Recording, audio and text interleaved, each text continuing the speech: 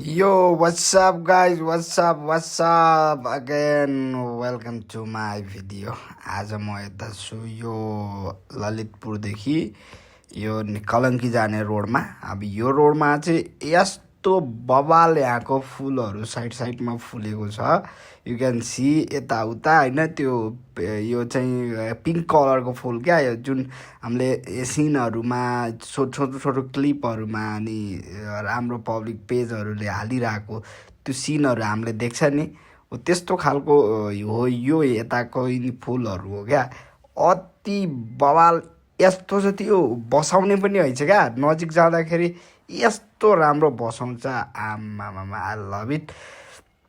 अब ठ्याक्कै निक्लिँदै थिएँ, यहाँबाट निक्लिँदै गर्दाखेरि साइडमा केटी थियो, यतापट्टि गाडीको बिचमा मेरो सवारी होइन। अब यो सवारी त हुँदैछ, तर के गर्नु, ट्राफिकले ट्याक्कै अगाडि रोकिदिएर ए भाइ बस रोक एकछिन भन्छ, रोक्नै पर्यो। गाडी ड्याक ड्याक ड्याक ड्याक ड्याक ड्याक ड्याक पार्दै रोकेँ अनि ट्याक्क निक्लिएँ।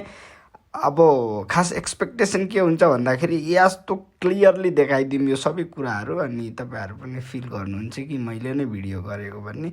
बट यहाँ क्यामेरा मिलेन क्या। अब यस्तो साइड भ्यू देखाइदिन्छु भनेर हल्का क्यामेराको एङ्गल चेन्ज गरेँ, अनि चेन्ज गर्दाखेरि पनि अब यो के हुने रहेछ भन्दाखेरि यो चाहिँ मोबाइल स्ट्यान्ड हो। मोबाइल स्ट्यान्डमा चाहिँ त्यो टाढाको भ्यूहरू चाहिँ राम्रो क्लियरली क्याच नहुँदो रहेछ।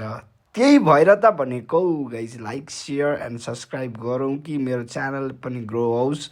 ग्रो भइसकेपछि पैसा आओस्, पैसा आइसकेपछि देन भाइ गब्रो भिडियो गब्रो होइन। बुझ्नुभयो? मैले पनि बुझेन, त्यो बुझ्न आवश्यक पनि छैन। तर यहाँबाट अगाडि चाहिँ यो इन्डियन गाडी यस्तो कुदाएको, किन भन्दा उनीहरूको रोडमा 50को स्पिड लिमिट राखेको हुँदैन। यो 4 लेन 6 लेनको बाटोमा 50को स्पिड राखेर हुन्छ यार, दिमाग खराब यार। यताको यो भ्यू हेरौँ न, आमामा यस्तो भवाल छ क्या। मेरो फेरि त्यो क्यामेरा के भइसक्यो क्या, धरधर भयो। बट नो प्रब्लम, त्यो अगाडिको केटी त क्या नाच्दैछ यार। यस्तै यो सबै यिनीहरू कहाँ हिँडेको, के लिन हिँडेको, कता हिँडेको, यो के हो यस्तो यो भिडियो, ठिक छ। बट तपाईँहरू फिल गर्न सक्नुहुन्छ कि मैले कति दुःखले तपाईँहरूको लागि भिडियो बनाएँ। लाइक चाहिँ हान्नुपर्ने हुन्छ। ब्रदरको पेडल सके भन्दै बसिरहेको छ, आमामा अगाडिको केटी त पवाल छ त यार। ठिक छ, यस्तो हो। हामी कुवारो सिङ्गलले जतिजना हेरे पनि केही फरक पर्दैन, एकजना मात्रै हेरिराख्नुपर्छ। लोयल्टी एकजनामा देखाउनु, हामीले जति सकिन्छ त्यति सबैमा लोयल्टी। आमामा यता पनि केटी उता पनि केटी, ठिक छ। तर मभन्दा जेठी हो। यिनी ब्रदरहरू बाटोमा चाहिँ त्यो हुन्छ नि त, आइरहेको मान्छे ट्याक्कै उठाएर किडन्याप हानिदिन्छु भनेर बसेका हुन्। तिनीहरूलाई अब म बच्चा जस्तो लाग्यो होला नि, त्यही भएर रोकेर हेर्न खोजे होला नि। तर ओहो, हेलमेट खोलेपछि त घाममा बच्चा त भएन। अब फेरि जाम सुरु भयो। यस्तो ल, यहाँबाट चाहिँ भएन भनेर अब मतिरको भ्यू निकाल्दै हिँडेँ। आमा यस्तो क्यामेरा फर्काउँदा त यो म नै हो जस्तो लाग्छ क्या।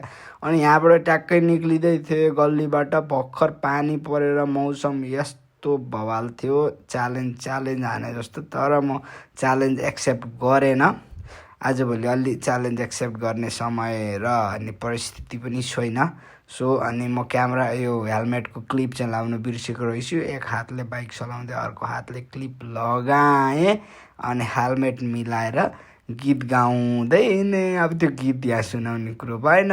मेरो मुखमा चाहिँ गीत प्रायः के आउँछ भन्दाखेरि भक्त सन्ध्या जगा आरतीको बेला भयो, भक्त हो भजन कीर्तन गाऊ भन्ने हुन्छ। Thank you for watching this video. Like and subscribe.